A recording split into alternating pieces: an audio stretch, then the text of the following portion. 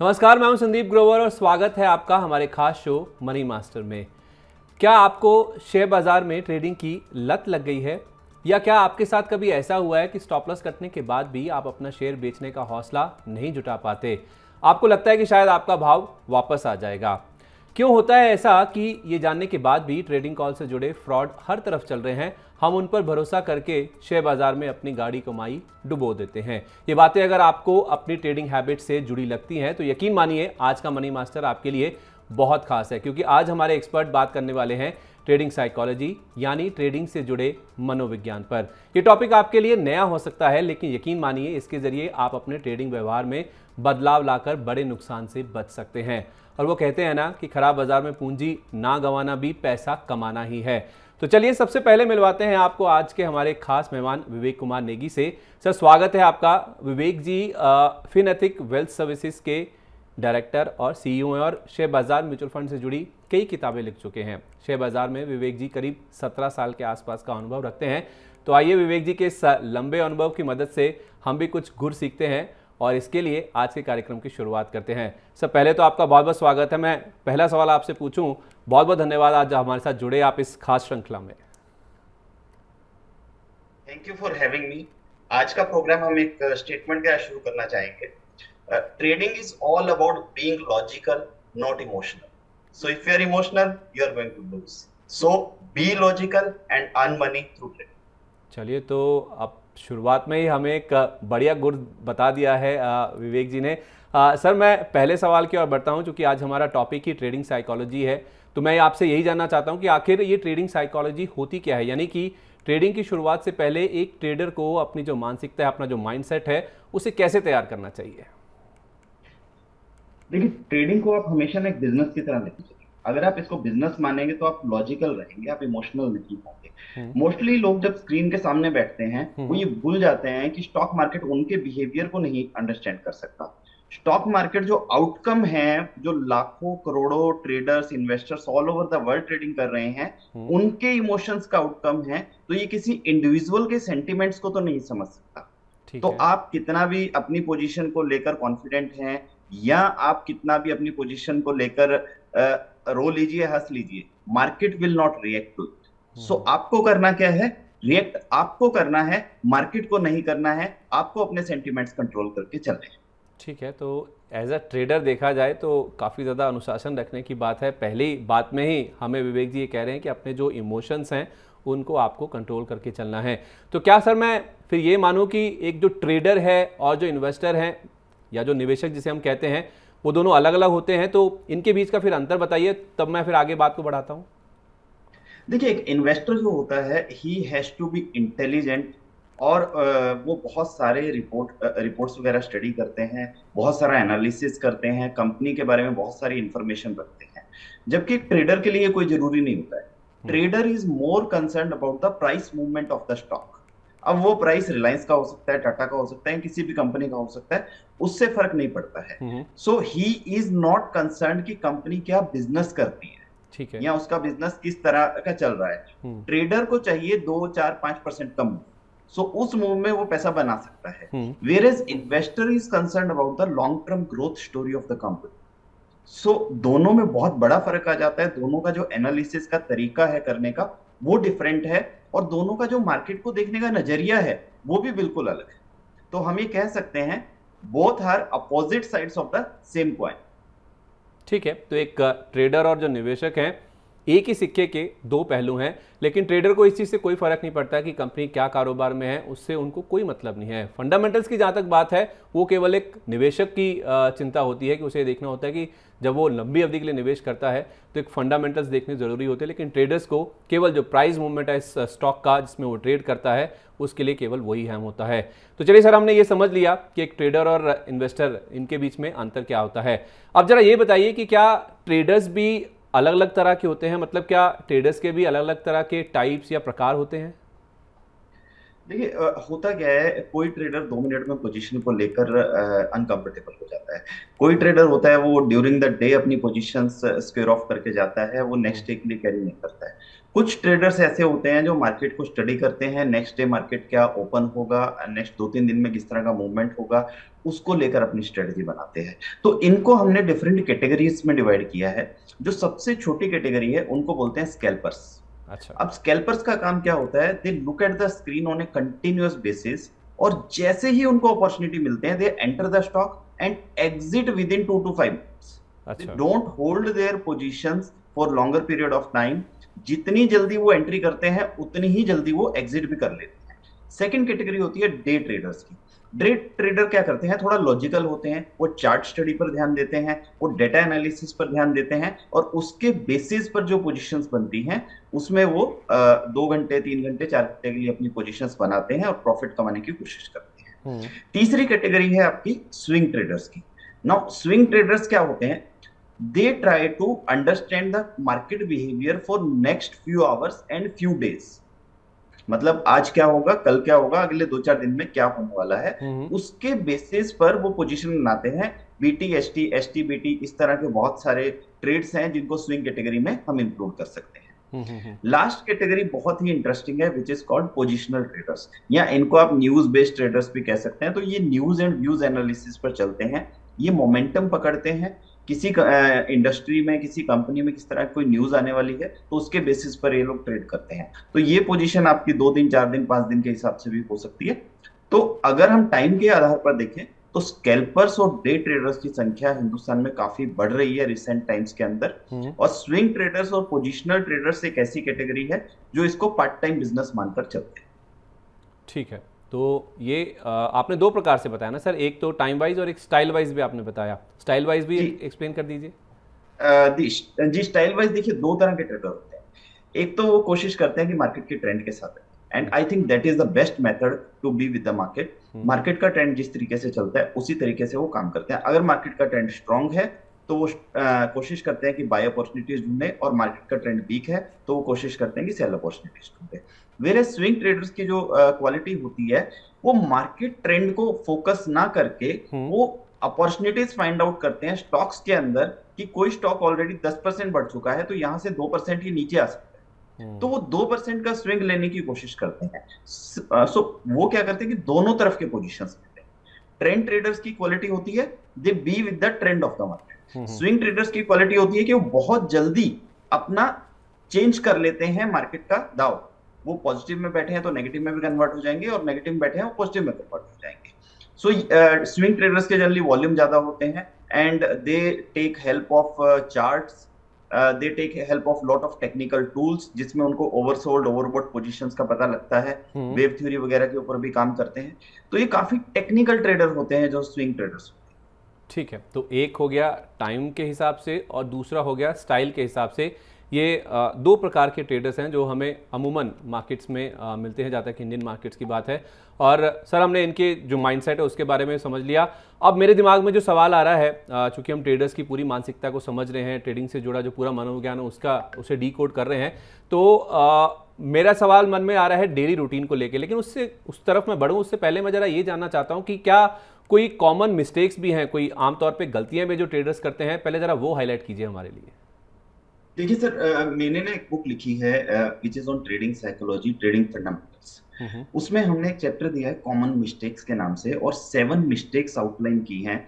जो मिस्टेक्स अगर आप अवॉइड कर सकते हैं तो ट्रेडिंग में लॉस होने के चांसेस आपके बिल्कुल मिनिमाइज हो जाते हैं। ठीक है। तो सबसे पहली जो गलती इंसान करता है वो करता है ट्रेंड के विपरीत ट्रेडिंग करना। मार्केट स्ट्रांग है, डेटा सारा स्ट्रांग है, ग्लोबल मार्केट अच्छा चल रहे हैं, लेकिन आपको ये लगता है कि मार्केट बहुत बढ़ चुका है, यहां से नीचे आना चाहिए। ऐसे ही जब सिचुएशन खराब होती है तो आपको लगता है कि मार्केट यहां से बढ़ जाना चाहिए। तो बेसिकली आप क्या करते हैं, ट्रेंड के अपोजिट जाने की कोशिश करते हैं, और उसमें आप काफी हैवी लॉसेस सफर कर लेते हैं। I have seen this in lot of books, जिसमें मेंशन किया गया है कि लोगों ने जो बुल ट्रेंड होता है मार्केट का, जो अपवर्ड जर्नी होती है, उसमें ज्यादा नुकसान किया है बजाय कि जब मार्केट मंदा होता है। अच्छा। उसका मेजर रीजन क्या होता है कि वो लोग वेट करते रहते हैं कि मार्केट में करेक्शन आएगा, मार्केट नीचे आएगा, और उसकी वजह से वो लोग नुकसान करते हैं। वैसे भी आप अगर साइकोलॉजी की बात करें तो एक जनरल साइकोलॉजी होती है कि अगर कहीं भी मार्केट न्यू हाइस पर चल रहा है तो हाँ। ट्रेडर्स या इन्वेस्टर्स कंफर्टेबल नहीं होते हैं उसमें इन्वेस्ट करने के। हम्म। और लॉजिकली आप देखते हैं तो आपको वहीं पर इन्वेस्ट करना चाहिए जो चीज न्यू हाइस पर ट्रेड हो रही है। तो हम्म। ट्रेंड के विपरीत काम करना एक बहुत बड़ी मिस्टेक हो सकती है स्टॉक मार्केट के अंदर। दूसरा है हार्ड मनी में ट्रेड करना। अब हार्ड मनी क्या होता है कि कोई स्टॉक आपका हिलता ही नहीं, मूव ही नहीं होता है। आप क्या करेंगे, पोजीशन लेंगे और आप वेट करते रहेंगे कि ये स्टॉक ऊपर जाए या नीचे जाए। बैठे रहेंगे। अब इस कैटेगरी के स्टॉक्स को बोलते हैं elephants. Now they are like elephants. They don't move in any direction. They may be good for investments, but trading के लिए ये अच्छे नहीं माने जाते हैं। Reason being you will end up paying high costs and high brokerage during these kind of stocks. तीसरी जो मिस्टेक है वो है मिसिंग आउट। ये एक बहुत बड़ी मिस्टेक है और इसकी वजह से बहुत सारे ट्रेडर्स इन्वेस्टर की कैटेगरी में कन्वर्ट हो जाते हैं। वो पोजीशन लेते हैं 1 घंटे 2 घंटे के लिहाज से, लेकिन अब स्टॉक उनके हिसाब से नहीं चला तो उसमें स्टॉप लॉस बुक करने की बजाय उस पोजीशन को होल्ड करेंगे, चाहे उसके लिए उनको 1 साल 2 साल 3 साल 4 साल कितना भी रुकना पड़े।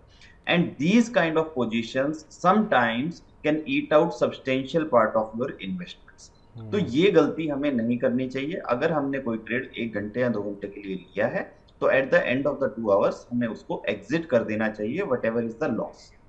या आप एक बार री इवेल्युएट भी कर सकते हैं और अगर आपको लगता है कि स्टॉक दोबारा ऊपर की तरफ जा सकता है तो आप उसको होल्ड कर सकते हैं, but with in limited time. Not like कि आप उसको इन्वेस्टमेंट में कन्वर्ट कर दें। इस तरह के हमने बहुत सारे एग्जांपल देखे हैं जहां ट्रेडर्स इन्वेस्टमेंट में कन्वर्ट हुए हैं और जब आप उनके पोर्टफोलियो को देखते हो तो उसमें सारे आपको सी या डी कैटेगरी के स्टॉक्स मिलेंगे। और उसका मेजर रीजन यही होता है कि वो स्टॉक ट्रेडिंग के लिए लिए गए हैं और बाद में वो इन्वेस्टमेंट में कन्वर्ट।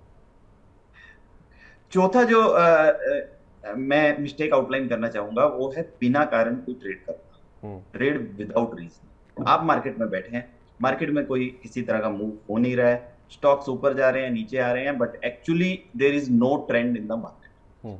ऐसे में क्या होता है कि थोड़ा टेम्पटेशन होता है ट्रेडर्स को, एक अंदर से आवाज आती है, अरे भाई कोई तो ट्रेड ले लो, आप खाली क्यों बैठे। क्रेविंग होती है। क्रेविंग होती है। तो वो क्रेविंग की वजह से वो पोजीशन लेते हैं, उसके पीछे कोई भी लॉजिक नहीं होता है, कोई भी कारण नहीं होता है। And what happens, you stuck up your funds in those kind of positions, और जब मार्केट में एक्चुअल मूव आता है उस टाइम आपको पोजीशन बनाने के लिए पैसा आपके हाथ में नहीं, लिक्विडिटी नहीं बचती आपके पास। यस, जब आप विदाउट लॉजिक पोजीशंस लेते हैं वो आपको काफी नुकसान देकर जाते हैं। जी। फिर उसके बाद जो अगली गलती है, आप क्या करेंगे, ट्रेडिंग करने बैठेंगे, आपने 1 शेयर लिया, 2 लिया, 3 लिया, 4 लिया, और आप धीरे धीरे देखेंगे कि आपकी 8 और 10 पोजीशनें खड़ी। एट ए टाइम 10 कंपनीज को मॉनिटर करना और उनके प्राइसेस को ट्रैक रखना, फिर उनमें टाइमली प्रॉफिट बुकिंग करना या स्टॉप लॉस लेना, इट्स वेरी डिफिकल्ट। कितना भी एक्सपर्ट ट्रेडर हो वो 3 या 4 से ज्यादा positions at a time handle नहीं कर सकता। तो अगर आप बहुत सारे डिफरेंट कंपनीज के अंदर पोजीशन ले लेते हैं तो आपकी ट्रेडिंग डायरेक्टली और इनडायरेक्टली डेफिनेटली इंपैक्ट होगी, और कुछ पोजीशंस ऐसी होंगी जो आप टाइमली बुक नहीं कर पाएंगे और हो सकता है आपकी प्रॉफिट की पोजीशन भी लॉस में कन्वर्ट हो जाए in this kind of situation. तो एक साथ बहुत सारे शेयरों में ट्रेडिंग करना ये एक मिस्टेक हो सकती है। देन मार्जिन पोजीशन होल्ड करना, this is one of the mistake जो आई थिंक इंडिया में सबसे बड़ी मिस्टेक मानी जाती है। क्योंकि होता क्या है, जब मार्जिन अवेलेबल होता है ना, वो इजी मनी हमें लगता है, हमें लगता है कि हम बड़े पोजीशंस लें और बहुत अच्छा पैसा बने। लेकिन आपको ये भी समझना होगा, अगर वहां पैसा बड़ा बनता है तो नुकसान भी बड़े होते हैं और बहुत जल्दी आपकी कैपिटल वाइप आउट हो जाती है और आप मार्केट से आउट हो जाते हैं। तो मार्जिन्स को बहुत ही केयरफुली आपको यूज करना होता है। यू नीड टू अंडरस्टैंड, अगर आपके पास 5 लाख रुपीज हैं और ब्रोकर ने आपको 20 लाख का मार्जिन दिया है, तो आपको ये अंडरस्टैंड करना होगा कि ईच पोजीशन में आपको कितना मार्जिन यूज करना है। Risk management has to be there. Without risk management trading possible नहीं है। सो मार्जिन पोजीशंस का यूज बहुत ही केयरफुली आपको करना चाहिए। लास्ट है बट लीस्ट नहीं है, ये बहुत ही इंपॉर्टेंट पॉइंट है, रिवेंज ट्रेड। रिवेंज ट्रेडिंग क्या होती है कि मैंने तो लॉस किसी पर्टिकुलर एबीसी लिमिटेड में किया है और मुझे पैसा वहीं से रिकवर करना है। अरे sir, this is market, this is not any person कि आपको वहां से रिवेंज लेना है। सो इसमें एक हम लोग बोलते हैं कि eight the end of the day what matters is the closing number of your profit. It doesn't matter कि आपका वो प्रॉफिट एबीसी लिमिटेड से आया है, XYZ लिमिटेड से आया है, या कहीं और से आया है। सो आपको इस चीज में नहीं पड़ना है कि अगर एक पर्टिकुलर कंपनी में लॉस हुआ है तो आपको वहीं से रिकवर करना है। There are ample of other opportunities available in the market, आप वहां पर भी पैसा कमा सकते हैं। But remember, at the end of the day जो आपका क्लोजिंग नंबर है, that is the most important number and you should focus on that. ठीक है, बहुत लंबी लिस्ट आपने बता दी सर गलतियों की, एक ट्रेडर के लिहाज से देखा जाए। जब आप इतनी गलतियों को आइडेंटिफाई कर चुके हैं सर, तो फिर एक काम और कर दीजिए जल्दी से, फिर इनका निवारण भी कर दीजिए। कैसे नहीं करें ये गलतियां, उसका तरीका भी बता दीजिए। सर देखिए, ट्रेडिंग में सबसे इंपॉर्टेंट चीज जो होती है डिसिप्लिन होता है। हाँ। तो डिसिप्लिन के बिना तो आप ट्रेडिंग में एंटर कर ही नहीं सकते। डिसिप्लिन के बाद सेकंड इंपॉर्टेंट चीज होती है इंफॉर्मेशन, और उस इंफॉर्मेशन को आप किस तरीके से यूज करते हैं। तो उसके लिए हमने कुछ एक टूल्स बनाए हैं जिनको हम ट्रेडिंग ट्रैप, ट्रेडिंग टेबल और ट्रेडिंग इक्वेशन के नाम से जानते हैं। Now trading trap is something जिसमें हर इन्वेस्टर एक बार जरूर फंसता है, और वो एक बार उसको ये याद आ जाता है कि oh God, why I entered in this market, एक बार मेरे स्टॉक्स रिकवर हो जाएं, I will exit and I will not come back to this market. So trading trap आपको ये बताता है कि when traders enter into the market, तो उनको इस ट्रेडिंग ट्रैप से पास होके जाना ही पड़ता है। जितना स्मूथली आप पास होंगे उतनी ट्रेडिंग जर्नी आपकी इजी होती चली जाएगी। ठीक है सर, आप कह रहे थे कि ट्रेडिंग एक फुल टाइम प्रोफेशन है, तो फिर एक ट्रेडर का जो रूटीन, डेली रूटीन है, वो क्या होना चाहिए? जब आप इसे एक फुल टाइम प्रोफेशन कह रहे हैं तो ऑब्वियसली बात है, एक फुल टाइम प्रोफेशन है तो काफ़ी तैयारी करनी होगी। क्या क्या तैयारियां करनी होती हैं, जरा ये बताइए।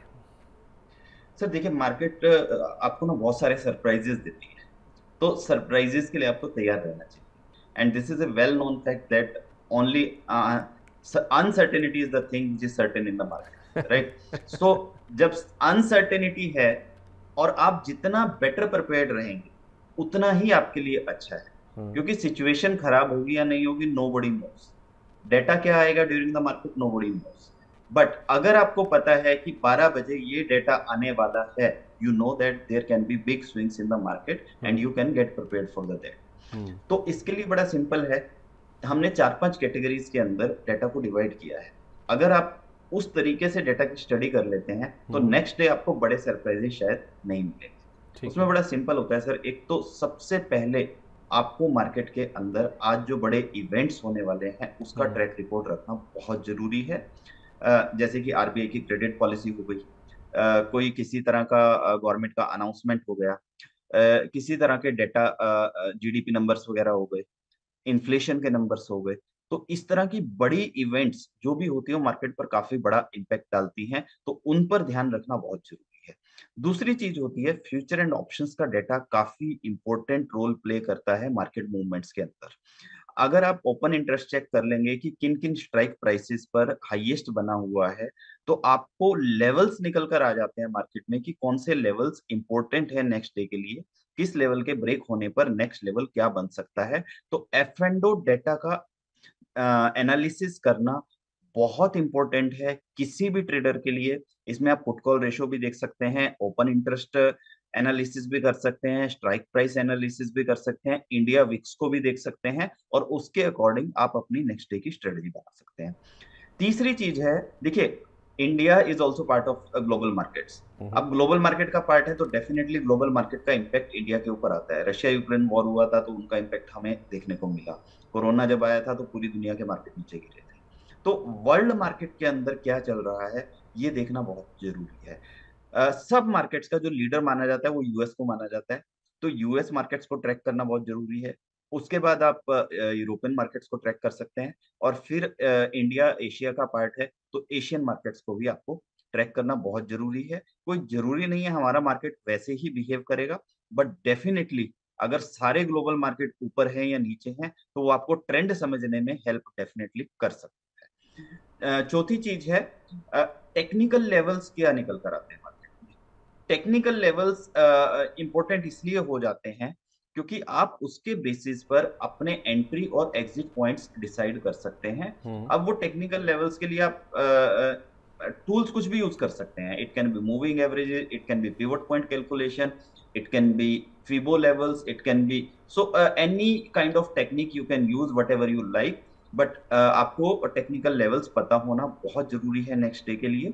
और लास्ट में मैं कहना चाहूंगा कि शेयरों का चुनाव, अगर कोई शेयर आज मोमेंटम में रहा है, there are high probabilities that next day also that stock will be in the movement, so there will be opportunities to buy and sell those kind of companies. तो शेयरों का चुनाव आपको आज ही करके जाना है कल के लिए। तो मार्केट के अंदर जब आप एंटर करते हैं तो आपकी तैयारी पहले से होनी चाहिए, मार्केट खुलने के पहले से। ये नहीं है कि मार्केट खुल गया और अब हम देखते हैं कि ग्लोबल मार्केट क्या कर रहे हैं या F&O का डाटा क्या कर रहा है, तो उसमें आप अपॉर्चुनिटीज को एनकैश नहीं कर पाएंगे। ये सारी तैयारी before 9:15 AM, before market opening आपकी होनी चाहिए। ठीक है, तो फिर कुछ, ये तो मॉर्निंग में यानी कि बाजार खुलने से पहले की बात होगी, क्या मार्केट के दौरान और मार्केट बंद होने के बाद भी कुछ करना होता है? मुझे तो लग रहा है ट्रेडर का काम बहुत मुश्किल होता है जिस तरह से आप बता रहे हैं। सर देखिए, मुश्किल नहीं होता है, लेकिन आपको उस डिसिप्लिन में और उस रूटीन में आना पड़ेगा, तभी आपको पैसा, एज ए ट्रेडर पैसा बनाना इजी नहीं है। एज आई सेड कि ये भी एक फुल टाइम प्रोफेशन है, इसको भी आप मानकर चल सकते हैं। जितना मेहनत आपको अपने बिजनेस प्रोफेशन में या जॉब में करना पड़ता है, उतना ही आपको ट्रेडिंग में करना पड़ता है। बिल्कुल, मार्केट आपको इजी मनी नहीं देता है। एग्जैक्टली। ठीक है, तो फर्स्ट हाफ हमने कवर कर लिया। अब बात करते हैं मिड डे की।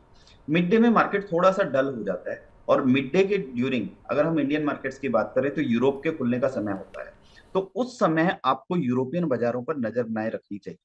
दूसरी चीज, ट्रेडिंग में फर्स्ट आवर और लास्ट आवर बहुत इंपॉर्टेंट होते हैं। ट्रेडिंग में फर्स्ट आवर लास्ट आवर में बहुत अच्छा मार्केट में मूवमेंट्स देखने को मिलता है, तो उसमें आपको वॉल्यूम हाई रखने हैं, और उसके बाद वॉल्यूम आपको ड्यूरिंग आफ्टरनून थोड़ा कम कर देना है। तो आपको ये समझना होगा कि first hour last hour are the most important hours for traders, but during mid day आपको वॉल्यूम थोड़ा सा कम करना है। सर, आपने ये भी बता दिया कि मार्केट आवर्स के दौरान किन किन चीज़ों का ध्यान रखना चाहिए। अब ये भी बता दीजिए कि बाजार बंद होने के बाद यानी कि क्लोजिंग के बाद एक ट्रेडर को किन किन चीज़ों का ध्यान रखना चाहिए, कौन से डेटा को एनालाइज करना चाहिए? तो देखिए, सबसे पहली चीज तो आप कल के लिए अपनी स्ट्रेटजी आज ही बना सकते हैं, क्योंकि जब मार्केट क्लोज होता है, एक तो आप ये देखिए कि कौन से स्टॉक है जो 52 वीक हाई और लो के आसपास क्लोज हो रहे हैं, और कौन से स्टॉक हैं जो आपके इस वीक के हाई और लो के आसपास क्लोज कर रहे हैं। तो मोमेंटम वाले शेयरों की तलाश करें। नेक्स्ट डे भी प्रोबेबिलिटी है कि उन शेयर्स के अंदर मूवमेंट रह सकता है। दूसरी चीज आपको ये समझना होगा कि डेटा जो आता है ड्यूरिंग द डे वो बहुत इंपॉर्टेंट है, और बहुत सारा ऐसा डेटा है जो नाइट में आता है। स्पेशली यूएस के डेटा की हम बात करें तो उसका काफी बड़ा इम्पैक्ट हमें स्टॉक मार्केट्स के ऊपर देखने को मिलता है। तो उन डेटा को ध्यान में रखना, स्टडी करना बहुत इंपॉर्टेंट हो जाते हैं। तीसरी चीज, आपको क्लोजिंग के समय मार्केट में ये पता लग जाएगा कि मार्केट का सेंटिमेंट क्या है, मार्केट का ट्रेंड क्या है। तो उस ट्रेंड को नेक्स्ट डे के लिए कंटिन्यू वो कर लेता है। तो आपको अगर ये क्लोजिंग पर ही पता लग जाए कि मार्केट ट्रेंड पॉजिटिव है, नेगेटिव है, न्यूट्रल है, किस तरीके का है, तो आप नेक्स्ट डे के लिए स्ट्रेटजी बना सकते ठीक है सर, ये तो एज अ ट्रेडर देखा जाए तो पूरा दिनचर्या हो गया, रूटीन हो गई, मार्केट खुलने से पहले, मार्केट के दौरान और मार्केट क्लोजिंग होने के बाद की जो तैयारी है। लेकिन इससे पहले कि मैं एक ट्रेडर की तरह अपने काम की शुरुआत करूं, टर्मिनल पर बैठूं, उससे पहले मुझे क्या क्या प्रिपरेशंस यानी तैयारियां करनी चाहिए और मेरे पास क्या क्या रिसोर्सेज होने चाहिए? मैं ट्रेडर तो बन गया, मैंने ठान लिया कि हाँ मैं एक ट्रेडर बनूंगा मार्केट में, लेकिन मेरे पास क्या क्या चीज़ें होनी चाहिए जिससे मैं अपने काम को काफ़ी अच्छे तरीके से हैंडल कर सकूं, उसे एग्जीक्यूट कर सकूं? हैं। तो देखिए, जब आप बिजनेस करते हैं तो बिजनेस आप ये डिसाइड करते हैं कि आप किस प्रोडक्ट को बाय सेल करें, राइट। आप ये भी डिसाइड करते हैं कि लोकेशन क्या है, आप ये डिसाइड करते हैं कि उसके लिए आपको रिसोर्सेज क्या चाहिए। तो ट्रेडिंग को भी अगर आप एक बिजनेस या फुल टाइम प्रोफेशन मान ले, तो आपको उसके लिए कुछ रिसोर्सेज जो रिक्वायर्ड ही हैं वो तो चाहिए। ठीक है। सबसे पहली चीज है कि आपको एक लेटेस्ट हाई स्पीड लैपटॉप या डेस्कटॉप की जरूरत पड़ेगी। दूसरा, उसमें अनइंटरप्टेड इंटरनेट सप्लाई होनी चाहिए, अनइंटरप्टेड पावर कनेक्शन होना चाहिए। तीसरी चीज, आप ऐसे ब्रोकर के थ्रू ट्रेड करिए जो आपको हर तरह की सुविधा दे सकता हो और जिसका पुराना ट्रैक रिकॉर्ड बहुत अच्छा हो और किसी भी तरह की कंप्लेंट्स और डिफॉल्ट्स उसके अगेंस्ट में ना हो। ट्रेडिशनल ब्रोकर्स काफी अच्छी फैसिलिटीज प्रोवाइड करते हैं और वहां पर आपका पैसा सेफ भी रहता है। तो हमारी सलाह यही होगी कि इधर-उधर जाने की बजाय या जो आजकल बहुत सारी ये पोंजी स्कीम्स भी चल रही हैं मार्केट में, उसकी तरफ जाने की बजाय आप एक प्रॉपर ब्रोकर एनएसई, बीएसई के साथ जो रजिस्टर्ड हो, उनके थ्रू ही ट्रेड करिए। फिर आपको कुछ सॉफ्टवेयर चाहिए होते हैं, जैसे कि डेटा एनालिसिस सॉफ्टवेयर की बात कर लें या टेक्निकल एनालिसिस के सॉफ्टवेयर की बात कर लें, वो रिक्वायर्ड है। और आपको लगातार इंफॉर्मेशन चाहिए होती है, तो बहुत सारे स्क्रीनर्स और इंफॉर्मेशन के लिए वेबसाइट्स और टूल्स अवेलेबल है मार्केट के अंदर, वो आपके पास होना बहुत जरूरी है। Otherwise you will miss out on lot of opportunities जो मार्केट में होती हैं। तो आपको वेल इक्विप्ड रहना है, बिना हथियारों के मैदान में नहीं उतरना है। आप एक चीज समझ लीजिए कि यहाँ पर आप एक वॉर लड़ने जा रहे हैं। अगर वॉर बिना हथियारों के लड़ने जाएंगे तो आप फर्स्ट डे ही फ्लैट हो जाएंगे, और हथियार लेकर जाएंगे तो आपके जीतने के चांसेस बढ़ जाते हैं। ठीक है, तो पूरे हथियारों से लैस होके आपको ट्रेडिंग की जंग की शुरुआत करनी है। अगर आपको मोटी कमाई करनी है तो उसके लिए आपके जो हथियार हैं वो भी आपको बताए गए हैं। आपके पास लैपटॉप होना चाहिए, अच्छा एक इंटरनेट का सोर्स होना चाहिए, अनइंटरप्टेड इंटरनेट का सोर्स होना चाहिए, अनइंटरप्टेड पावर सप्लाई होनी चाहिए, इन्फॉर्मेशन का सोर्स होना चाहिए। अलग अलग तरह की जो इन्फॉर्मेशन बाजार में आ रही है उसके बेसिस पे आपके ट्रेडिंग के मौके खुलते हैं, तो वो भी आपके पास होनी चाहिए। तो काफ़ी सारी ऐसी चीज़ें हैं। लेकिन सर एक चीज़ जो मैंने आपके जवाब से सुनी वो ये है कि आप कह रहे थे कि जो एक रजिस्टर्ड ब्रोकर होता है, जो ट्रेडिशनल ब्रोकर होता है, उसी के थ्रू ही आपको काम करना चाहिए, उसी के जरिए ही आपको ट्रेडिंग करनी चाहिए। आपने पूरी तैयारी भी करवा दी, सारे हथियार भी पकड़वा दिए। ये तो एक नई चीज़ आप बोल रहे हैं कि एक रजिस्टर्ड ब्रोकर के थ्रू ही आपको काम करना चाहिए। इसे थोड़ा गौर से बताइए, थोड़ा और डिटेल से बताइए, आप हाईलाइट क्या करना चाह रहे हैं इस बात से? देखिए सर, जब भी कोई नया ट्रेडर मार्केट में उतरता है ना, वो बड़ा जोश में होता है और उसको क्या लगता है कि मेरे को आज काम शुरू करना है और तो आज ही मैं करूँ। तो बहुत सारे शॉर्टकट ऑप्शंस मार्केट में अवेलेबल हैं। मैं यहाँ पर नाम नहीं लेना चाहूंगा, but they are unauthorised methods of trading, तो उनको यूज ना करें। वो लीगल नहीं है और वो आने वाले समय में आपको डेफिनेटली किसी तरह की दिक्कत पेश करेंगे। तो आपको सबसे पहली चीज ये देखनी है कि आप किसी भी एनएससी, बीएससी रजिस्टर्ड ब्रोकर जिनको सेबी से लाइसेंस मिला हुआ हो, उनके थ्रू ही ट्रेड करें। उनका एक अच्छा ट्रैक रिकॉर्ड हो, उनके पास अच्छे नंबर ऑफ क्लाइंट्स हो, ब्रांचेस हो, ऑफिसेज हो प्रॉपर, तो उनके थ्रू ही ट्रेड करें। कल को कोई दिक्कत आती है तो एटलीस्ट आप ऑफिस में जाकर अप्रोच कर सकें। ये ना हो कि आजकल बहुत तरह की वेबसाइट्स चल रही हैं, बहुत तरह के एप्स चल रहे हैं, एप्स पर आप रजिस्टर कर लेते हैं। अभी एक रिसेंटली केस हुआ था मैं आपको यहाँ पर शेयर करना चाहूंगा कि एक फॉरेक्स ट्रेडिंग की ऐप लॉन्च हुई थी और उसमें वो अकाउंट ओपन कर देते थे और आपको सब कुछ ऐसे दिखाई देता था जैसे लाइव मार्केट में आप काम कर रहे हो, but actually that was the demo version of software. और जो पैसा था वो पैसा डायरेक्टली जो ऑनर थे उस कंपनी के, उनके अकाउंट में चला जाता था।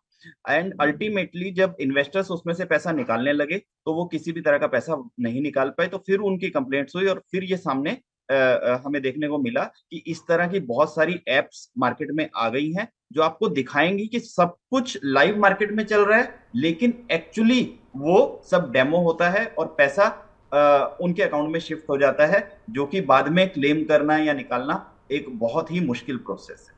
चलिए, तो बहुत ही अहम बात, एक बहुत ही अहम जानकारी एक ट्रेडर के लिहाज से विवेक जी बता रहे हैं कि एक रजिस्टर्ड ब्रोकर के थ्रू ही आपको काम करना है, ताकि आपकी जो पैसे की सेफ्टी है, सिक्योरिटी है, वो बहुत ज़रूरी है। आप किसी गलत स्कीम में, किसी पॉन्जी स्कीम में या किसी नए ऐप में या कोई नई वेबसाइट आ रही है उसमें आप अपना पैसा मत लगा दीजिए, क्योंकि उसमें पैसे फंसने का, डूबने का जो चांसेस हैं, जो रिस्क है, वो काफ़ी ज़्यादा रहता है। और रिस्क मैनेजमेंट की बात तो विवेक जी कर ही चुके हैं कि एक बहुत अहम टूल है जहाँ तक एक ट्रेडर की बात है, जब वो एक फुल टाइम प्रोफेशन के तौर पे ट्रेडिंग की अगर शुरुआत करता है। चलिए सर, हमने एक ट्रेडर के बारे में, उसकी मानसिकता, उसकी साइकोलॉजी के बारे में, उसकी तैयारियाँ, उसकी गलतियाँ, काम करने के तरीके के बारे में भी जान लिया। पर चलते चलते कोई 2-3 ऐसी स्ट्रैटेजीज, कोई ऐसे नुस्खे जो आप हमारे दर्शकों के साथ शेयर करना चाहें, जिससे उनको एज अ ट्रेडर अपने सफ़र में मदद मिल सके, पैसा कमाने में उनकी मदद हो सके। देखिए, एक चीज तो मैं यहाँ पर बताना चाहूंगा जिससे मुझे बहुत मदद मिली है। लोग ना आजकल इंफॉर्मेशन के लिए हमेशा गूगल पर चले जाते हैं, बट मुझे लगता है कि बुक से बेटर इंफॉर्मेशन का टूल कोई भी नहीं हो सकता। तो बुक रीडिंग की हैबिट डालना बहुत इंपॉर्टेंट है और मार्केट से रिलेटेड काफी अच्छी बुक्स, काफी अच्छे ऑथर्स के द्वारा मार्केट में आपको मिल जाएंगी। वहां से आपको जो नॉलेज मिलेगी वो नॉलेज आपको कहीं और से नहीं मिलेगी। तो बुक रीडिंग की हैबिट एक मस्ट हैव हैबिट है to be a successful trader. That is one. Secondly, हमारे कुछ ऐसी स्ट्रेटजीज हैं जो हम अपने खुद के ट्रेडर्स के लिए भी यूज करते हैं, तो वो मैं आज यहाँ पर शेयर करना चाहूंगा। सबसे पहली स्ट्रेटजी है इंडस्ट्री या बिजनेस हाउस स्ट्रेटजी। इसमें हम क्या करते हैं कि फॉर एग्जांपल एक ही इंडस्ट्री के 3-4 स्टॉक आपको अगर मोमेंटम में दिख जाते हैं, तो हम ये मान लेते हैं कि उस इंडस्ट्री में किसी तरह का कोई ना कोई न्यूज फ्लो है, फंड बाइंग है, या फिर उसको लेकर कोई पॉजिटिव रिपोर्ट निकली है। तो अगर आप देखें, जैसे सीमेंट सेक्टर है, अगर सीमेंट सेक्टर के 2 या 3 स्टॉक ऑलरेडी अच्छा कर रहे हैं और एक स्टॉक अच्छा नहीं कर रहा है, तो हो सकता है कि वो स्टॉक उनको मैचअप करने की कोशिश करें। तो आप ऐसी इंडस्ट्री या बिजनेस हाउस की जब हम बात करते हैं, तो हो सकता है कि वो रिलायंस इंडस्ट्रीज बिजनेस हाउस हो, टाटा बिजनेस हाउस हो, महिंद्रा ग्रुप की कंपनीज हो, या अदानी ग्रुप की कंपनीज हो। तो कई बार क्या होता है कि बहुत सारे कंपनीज एक ही ग्रुप की एक ही डायरेक्शन में एक साथ चलती हैं, तो वहां पर उस चीज का आप फायदा ले सकते हैं। तो एक पर्टिकुलर इंडस्ट्री या बिजनेस हाउस आप आइडेंटिफाई करने की कोशिश कीजिए जहां पर स्ट्रॉन्ग मोमेंटम बना हुआ है। वहां पर आप अगर ट्रेडिंग अपॉर्चुनिटीज ढूंढेंगे तो डेफिनेटली वहां पर आप पैसा बना सकते हैं। दूसरी हमारी स्ट्रेटजी है ट्रेंड स्ट्रेटजी। ट्रेंड स्ट्रेटजी क्या कहती है कि अगर मार्केट पॉजिटिव है और मार्केट के साथ साथ कुछ ऐसे स्टॉक्स आप फाइंड आउट कर सकते हैं जिनका ट्रेंड पिछले 2 दिन से भी पॉजिटिव है और आज भी पॉजिटिव है, तो there are higher chances that you can make money in such stocks. तो आपको क्या करना है, सिंपली ट्रेंड फॉलो करना है। मार्केट का ट्रेंड क्या है, स्टॉक का ट्रेंड क्या है। तेजी की मार्केट में आपको मंदी के स्टॉक नहीं ढूंढने हैं और मंदी की मार्केट में आपको तेजी के स्टॉक नहीं ढूंढने हैं। तो अगर स्टॉक भी बाइंग में है, मार्केट भी बाइंग में है, तो ये आपका ट्रेंड फॉलोइंग हो जाता है। और हमेशा ट्रेडिंग में कहा जाता है ट्रेंड इज योर फ्रेंड। तीसरी हमारी स्ट्रेटजी है सर्किट स्ट्रेटजी। देखिए, हर स्टॉक के ऊपर सर्किट लिमिट्स हैं। वो लिमिट्स आपकी 5%, 10% और 20% की होती है। तो जनरली जब 10 और 20% की सर्किट लिमिट्स होती हैं, हम ये मानते हैं कि कोई स्टॉक ड्यूरिंग द डे 10% वाला करीब 7% और 20% वाला 15% ऊपर आ गया, there are very bright chances कि वो सर्किट लिमिट को हिट कर देगा। तो आप 2-3% का स्टॉप लॉस लेकर ऐसे स्टॉक्स में बाइंग बना सकते हैं और वो सर्किट लिमिट्स को हिट कर सकते हैं। This formula has almost 80% success ratio. I am not saying कि every time you will get success. आपको स्टॉप लॉस रखना बहुत जरूरी है, but there are higher chances that you can make profit out of these strategies. तो आपको ये formula follow करना है। अब जैसे आप स्क्रीन पर भी देख सकते हैं कि 3.5% अगर कोई 5% सर्किट वाला स्टॉक बढ़ गया है, तो देर इज हाई प्रोबेबिलिटी वो 5% का सर्किट छू लेगा। ऐसे ही 7.5% बढ़ गया 10% सर्किट वाला, तो वो 10% का सर्किट छू सकता है।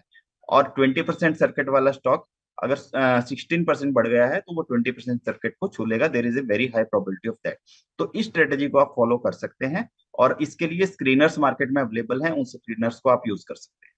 ठीक है, तो ये स्ट्रेटजी आपके सामने रखी गई है। गुरु मंत्र भी आपको बताए गए हैं कि अगर आप एज अ ट्रेडर मार्केट में ट्रेड करते हैं तो कौन सी स्ट्रेटजीज हैं, जिसमें से एक सर्किट स्ट्रेटजी भी है जो आपके सामने रखी गई है। जो स्टॉक मोमेंटम में होते हैं, ऑलमोस्ट अपने सर्किट के पास पहुंच जाते हैं, उनमें आप 2 से 3% का स्टॉप लॉस रखें कि वो सर्किट हिट कर जाएगा, जिसकी प्रोबेबिलिटी 80% के आसपास होती है, जैसे हमें विवेक सर बता रहे हैं।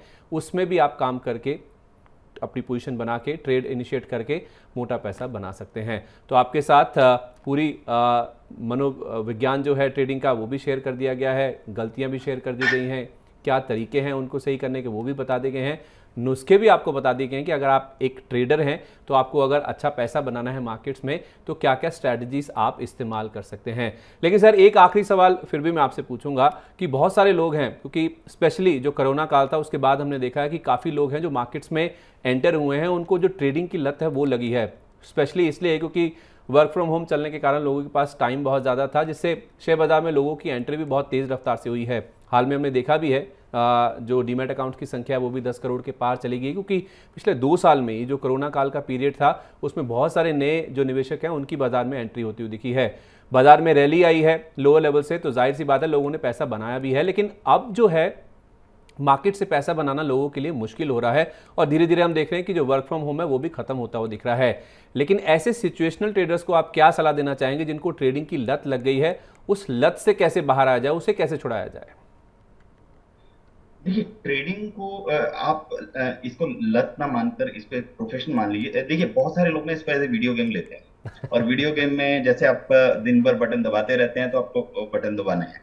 ट्रेडिंग में ऐसा नहीं है। ट्रेडिंग एक काफी कैलकुलेटेड एनालिसिस है, और उसके बेसिस पर आपको ट्रेड लेने होते हैं। सबसे पहली चीज जो है, आपको अपने आप को from time to time upgrade करना बहुत जरूरी है। उसके लिए आप जो सक्सेसफुल ट्रेडर्स हैं मार्केट में, सक्सेसफुल ट्रेनर्स हैं, उनके पास जा सकते हैं और उनसे कॉन्सेप्ट सीख सकते हैं। दूसरा जो मैंने आपको बताया कि बुक रीडिंग एक बहुत अच्छी हैबिट है, वो आप एक फॉलो कीजिए, उससे आपकी ट्रेडिंग में काफी सुधार देखने को मिलेगा। तीसरा एक कॉन्सेप्ट हमने दिया हुआ है ट्रेडिंग टेबल का। वो क्या कहता है कि आपको अपना रिस्क रिवॉर्ड पहले से डिफाइन करके चलना है। अगर आप रिस्क रिवॉर्ड डिफाइन करके चलेंगे तो आप डेफिनेटली लॉस कम करेंगे और प्रॉफिट पोटेंशियल आपका ज्यादा रहेगा। इसमें एक एग्जांपल ले लेते हैं कि अगर आप एवरी टाइम 1% का लॉस लेते हैं एंड एवरी टाइम 2% का प्रॉफिट बुक करते हैं, तो आपको 100 ट्रेड्स लगेंगे मार्केट से बाहर होने के लिए, और कंटिन्यूअसली आप 100 ट्रेड लॉस के करें, ऐसा पॉसिबल नहीं है। इसमें दूसरी चीज आपको जो ऐड करनी है वो ये है कि अगर 1% स्टॉप लॉस और 2% टारगेट के साथ आपके 3 ट्रेड लगातार लॉस के हो जाते हैं, so close for the day. It means that day is not for you.